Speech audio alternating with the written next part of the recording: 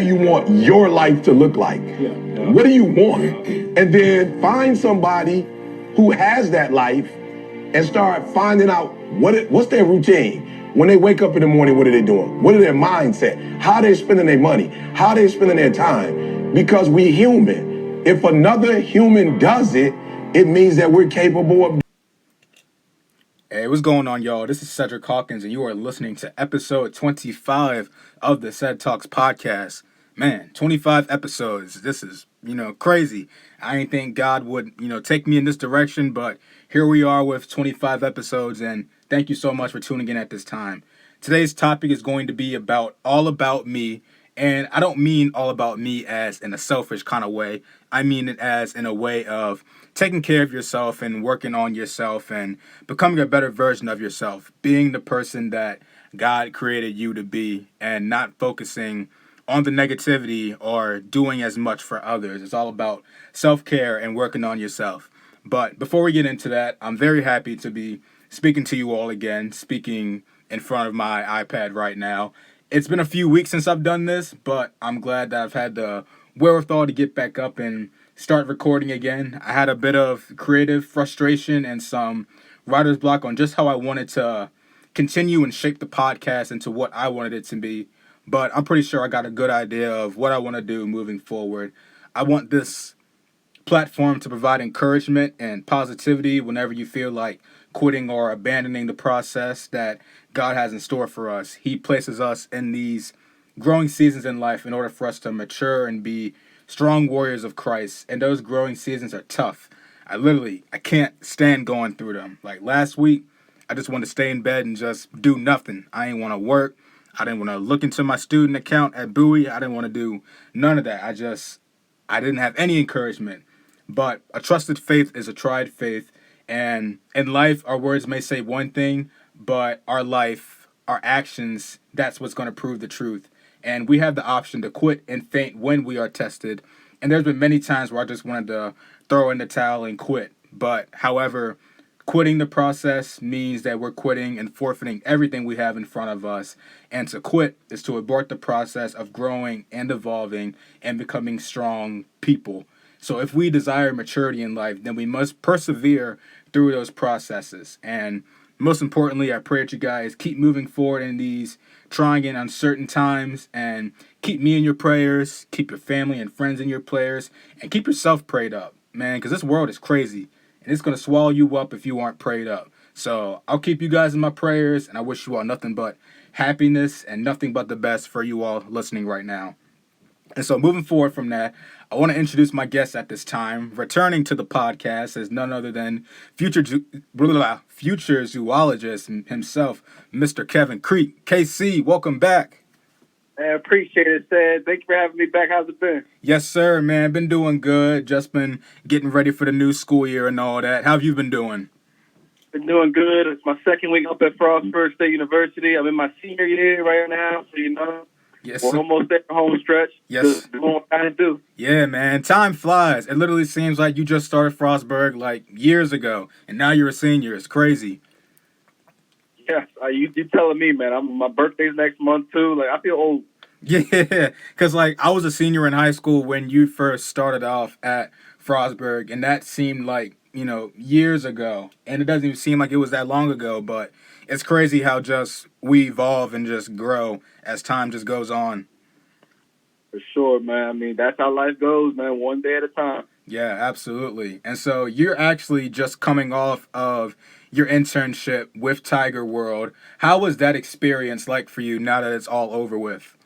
It's another milestone in my career, As I said before on the previous episode, I want to be a zoologist, a world zoologist. I want to study all types of animals. I don't want to limit myself to just one type.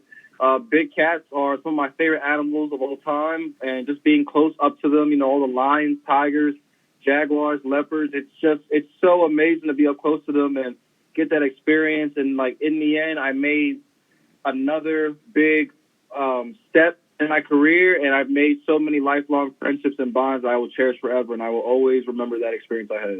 That's amazing, man. And so Now that that experience is over with, do you feel like mentally that you've grown in a lot of ways as compared to when you were going into it back in May?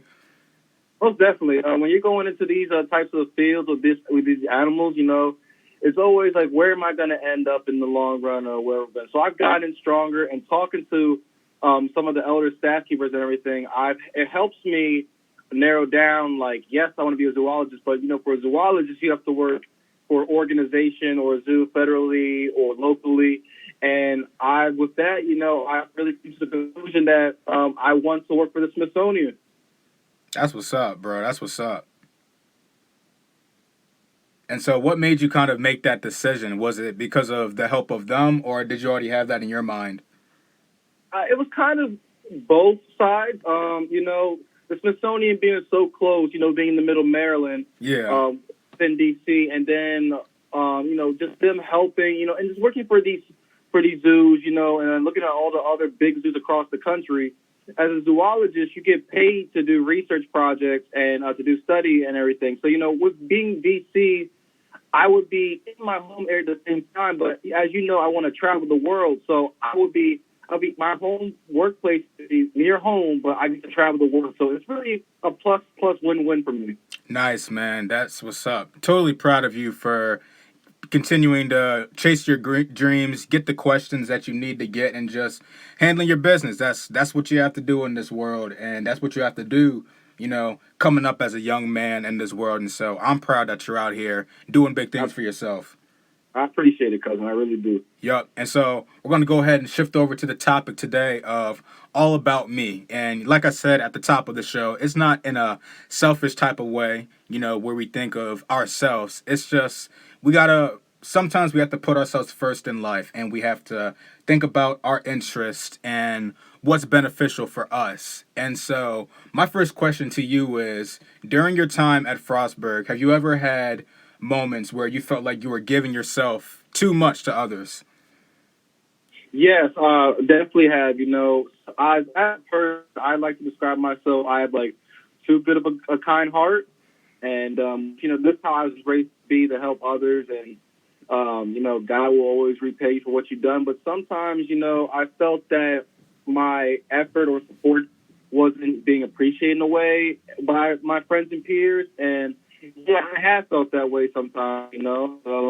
I still kind of feel it to this day, but yeah, I've had that experience before, though. Yeah, I definitely do relate to that. I think I'm more of somebody who wears their heart on their sleeve, and I'm always out trying to give back as much as I can, try to extend my kindness and just be nice as much as I can. And I don't know, it sucks that people take advantage of that for their own gain, and it's not fair, but I think it's just something that you learn over time the older you get. Right, most definitely, yeah. Mm-hmm. And so what were some of the ways that kind of helped you not get out of that mindset, but kind of taught you to kind of work on yourself in a lot of ways? I really, when it comes to like friends and like they need help or whatever, I literally sat down and talked to them. I'm a really good person when it comes to listening and like giving advice that I hear from them.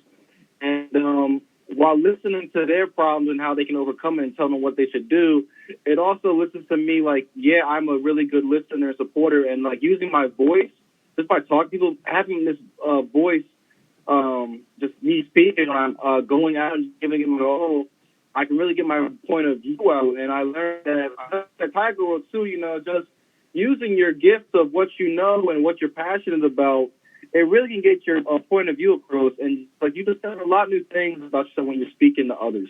Yeah, absolutely. I always love being able to give advice to others or spread my wisdom of things that I've learned in the past just to other people, because it also teaches them in a way like, hey, if I can, get through this and battle through this, then you can do it too. Like you said, with exchanging your own point of view to help somebody out.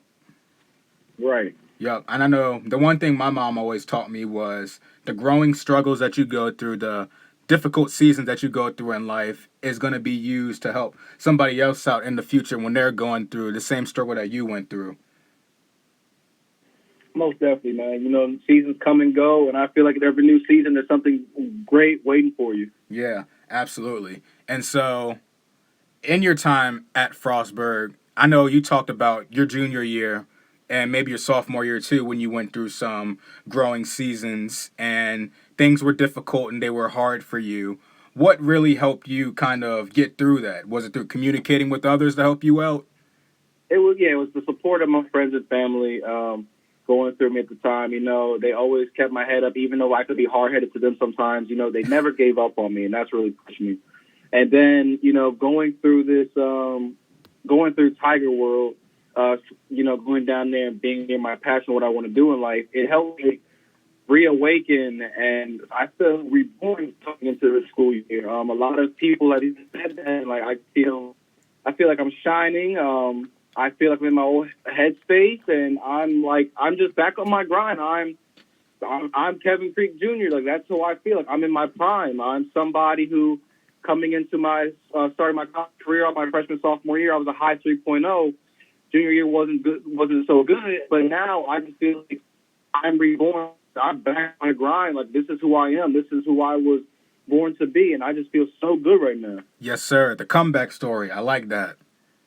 Yes, sir. Mm-hmm.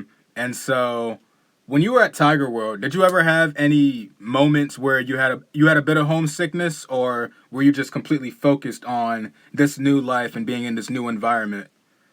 I always think about my family, but I wouldn't say I'm homesick. I do. It's a different thing when you go from seeing them every day when you on summer vacation. But with me having an internship and also in 2019, it's a feeling I'm used to with being jumping right into another work environment place. But I was really focused on myself and really just grinding and like develop myself in my career path at the time. Totally, man. And so, shifting over now to my next question, self-care. It's the things that you do in your life that brings you joy and happiness and satisfaction and kind of takes your mind away from those negative external factors that's going on in your life that's causing your mood to go down. So when you think about it, what are some of the self-care activities that you like to do when you get into those sad mindsets? Video games, running on the track, reading manga books, watching animal documentaries, just relaxing with my friends. Everything that you're passionate about, whatever you're going through in life, stick to the things that you love, because that's who developed you to the character who you are today. And nobody can ever take that away from. Nobody can take your joy and passion away from you. And those things that you have that make you smile, you go back to those because that's your happy place and that's where you be. The negativity things on everything, it doesn't matter what it is or what you're going through. Time heals all, and with love from your friends and family and God who supported you, you will overcome that and flourish higher than you ever expected.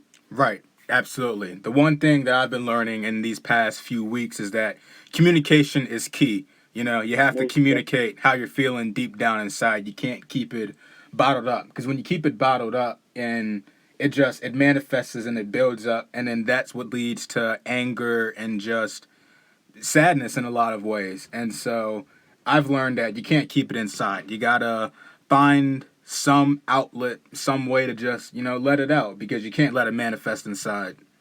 Right. And I have problems with, I wanted to vent to my friends and stuff when I was going through troubled times, but there would feel like sometimes where people wouldn't want to listen to me, but after it took my time to heal and everything, I'm still a kind of person at heart. And if somebody has to vent, I will listen to them, because I know how it feels when there's nobody who wants to listen to you or doesn't want to deal with the time to listen to you. And I don't want nobody to experience that. So I will listen to somebody vent and help them in any way I can. Right. Because I think in our mindsets, I mean, I have the same mindset too to this day.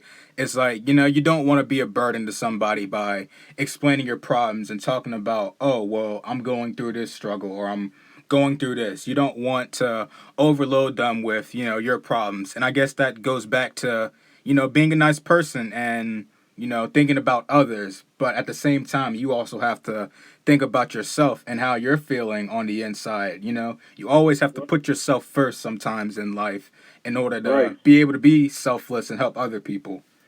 Right.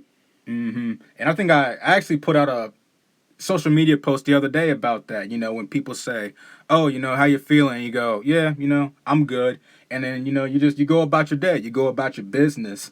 But, you know, that I'm good stuff, it's played out. And we can put on an act, we can put on the mask and say that we're happy. But at the end of the day, you're the one who's going back home and you're sleeping in, you know, your bed. You're the one who's eating with yourself, getting dressed with yourself, driving in that car with yourself. It's like you're with yourself 24/7. And if you aren't happy with yourself, that stuff is going to manifest and you're just going to be angry. And so you have to find ways to communicate how you feel deep down inside.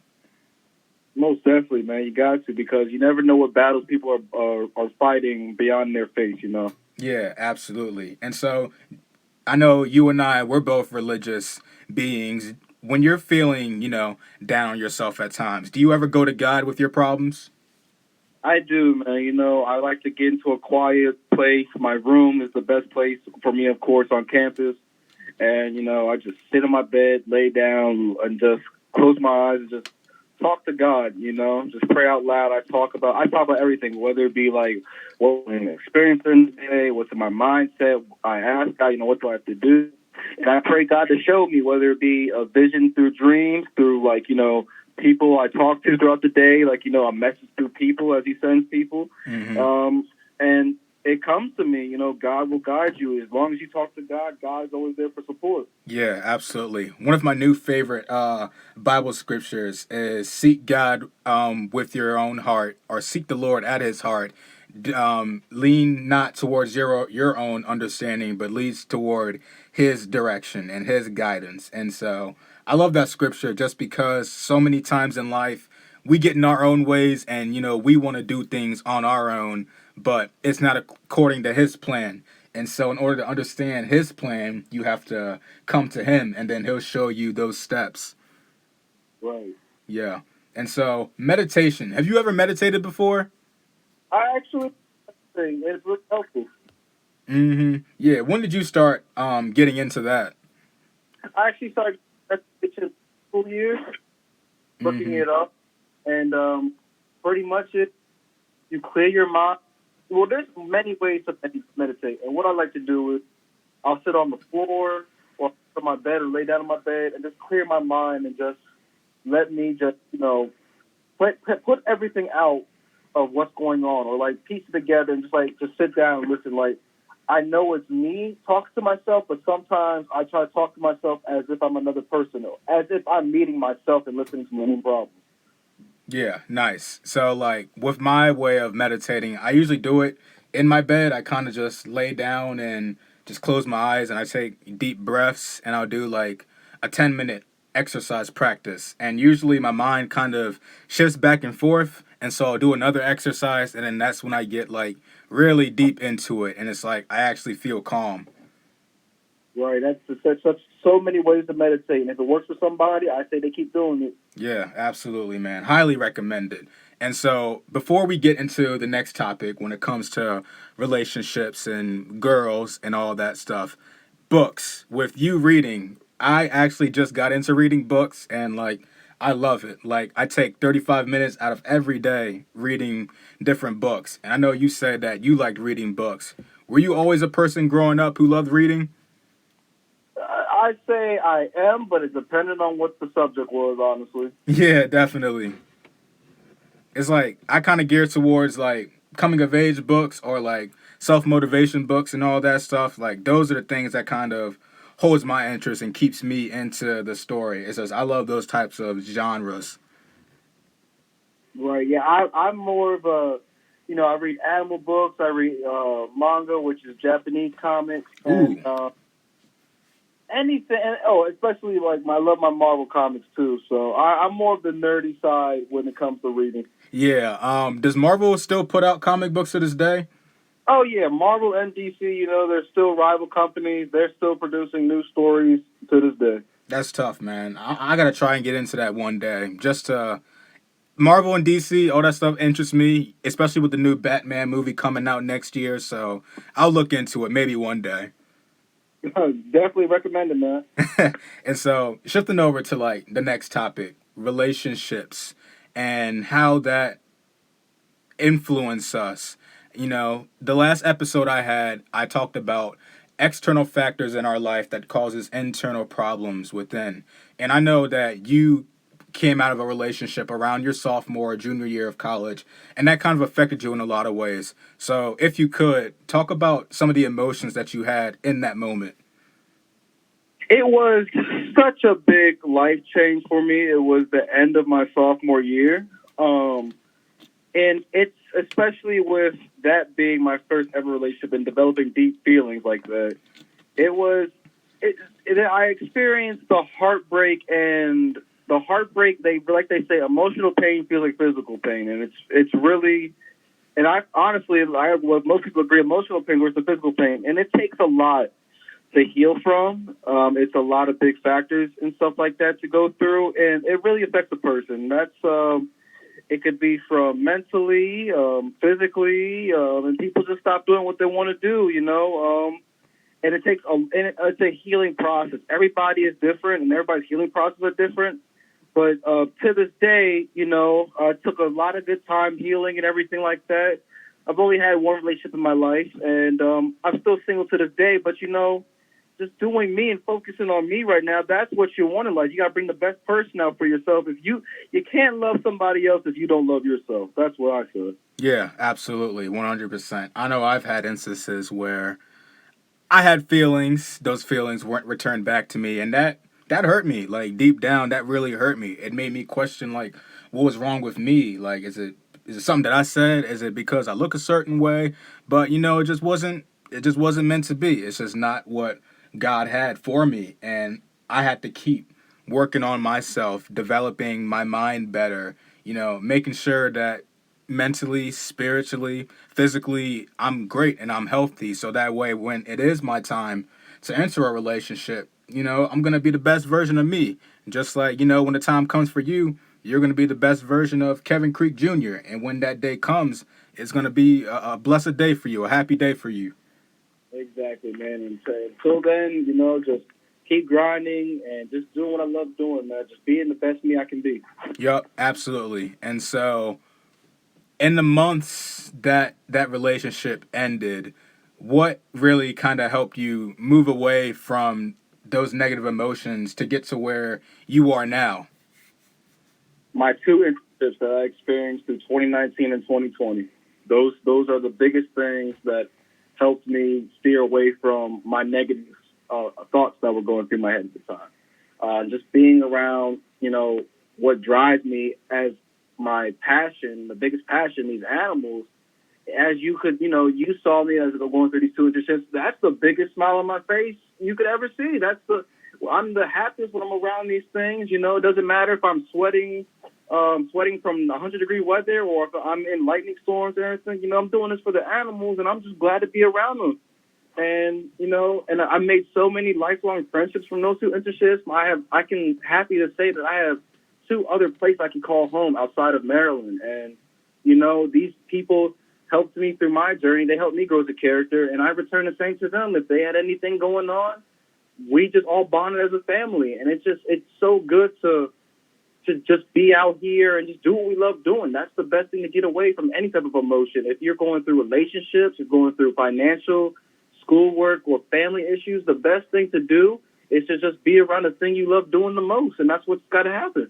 That's awesome, man. I definitely agree with that sentiment. I'm so proud of the work that God is doing through you and your happiness. I'm glad to hear the happiness and the joy in your voice that you get just from being around animals and doing the things that you love. It's incredible, dude. Most definitely, man. I had to post on social media every day. I want everybody to experience what I'm experiencing, because people don't do this every day.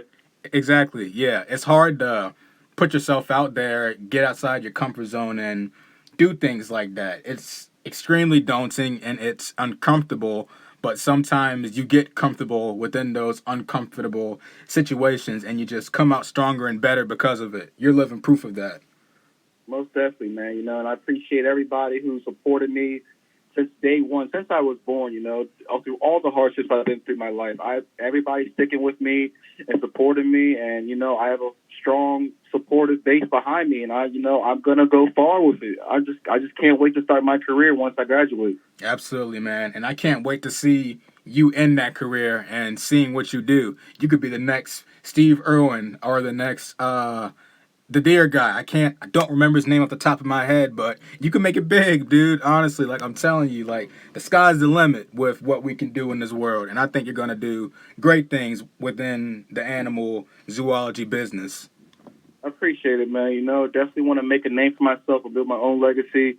And not only do I want to express my love for these animals, but I want also other people to get into it. And, especially being a young black male, zoologists in America, only 2% are black and women. So, it's for a career. I also want to give this out to the black community and show, like, hey, there are also other fields that are out there. A lot of black people really aren't into the biology department as such. And there's so much things that you can die from, not just only zoology, but so many other job opportunities. And I think people should be exposed to that. Yeah, absolutely. Like, same thing with teaching. Like, I was doing research, and they said that only 2% of black men go into the educational field.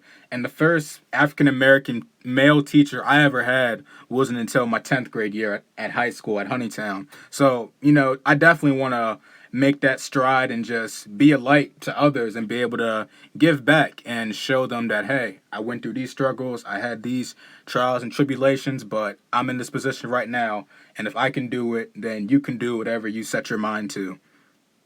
Most definitely, man. That's all you got to keep it up, man. Just keep your head strong and just keep going, man. Going to what you want in life. Yeah, and going back to when you said that we don't have that many black men within the biology field. I remember I was at Uncle Bobby's house a few months ago, and he was showing me and Big AJ some pictures of the tigers and lions you were around, and Cousin George was like, man, I don't know how tough he does it. I would rather go back to Vietnam than be around them big animals. Oh my gosh, especially the older generations, they get a kick to see me doing the stuff I do. Yeah, I know. But it's awesome that they still support you and love you no matter what. Most definitely, man. Yup. And shifting to my last question before I let you go. If somebody on here is listening right now and they're struggling with finding their passion, finding what makes them happy, what they want to do in life, what piece of advice would you give to them? I would tell them, think about your whole life. What makes you smile the most? Whether it be like, is it a certain hobby you like doing? Is it around certain people that have similar interests as you? What makes you smile the most? And, what kind of feeling do you get from that smile? Does it feel like something you could do for the rest of your life or something short term? You can find your eternal happiness. You just have to look at your whole life, your lifestyle, and your environment. Just whatever it may be. As you said earlier, the sky's the limit. You can do what you want to do in life. Just go for it and keep drive for it. You got to be passionate about it, and you can definitely make it. It doesn't matter what's in front of you. Just keep going for it. Absolutely, man. Well, KC, I want to thank you so much for taking the time out your day to speak with me. I'm glad we got to catch up and talk again, and I really did appreciate this conversation we had, bro. Hey, no problem, Seth. Thank you for having me on the show again, man. Yes, sir, man. You have a blessed semester. Stay encouraged, man. Just keep grinding, and I hope you do good, man. All right, man. Same to you, man. Take care. Yes, sir. All right, bro. All right. All right. Thank you guys for listening to this episode again. Stay blessed, stay healthy, and stay encouraged, and I will see you guys soon. Thank you.